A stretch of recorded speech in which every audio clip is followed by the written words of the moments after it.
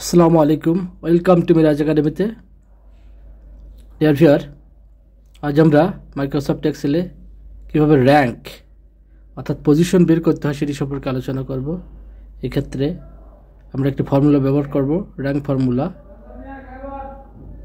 আমরা equal rank দেওয়ার পর মার্কের ফার্স্ট রো কমা দেন মার্কেট ফার্স্ট রো থেকে লাস্ট রো পর্যন্ত সিলেক্ট করার পর ব্র্যাকেটে আটকিয়ে দেব। এখন D2 থেকে D15 পর্যন্ত সিলেক্ট করে ফাংশন বারের F4 অর্থাৎ কিবোর্ডের F4 বাটন চাপব।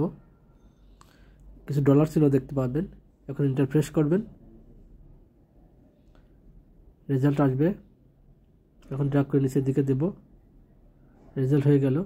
আপনি চাইলে মার্ক কম বেশি করে দেখতে পারেন, দেখবেন র্যাঙ্ক অবশ্যই ধারাবাহিকভাবে কম বেশি হচ্ছে। ভিডিওটি ভালো লাগলে অবশ্যই লাইক, কমেন্ট, শেয়ার এবং সাবস্ক্রাইব করবেন। দেখুন, যখনই আমি মার্ক পরিবর্তন করছি অর্থাৎ চেঞ্জ করছি, র্যাঙ্কও সাথে সাথে পরিবর্তন হচ্ছে। কোনো সহযোগিতা লাগলে কমেন্টের মাধ্যমে জানাবেন।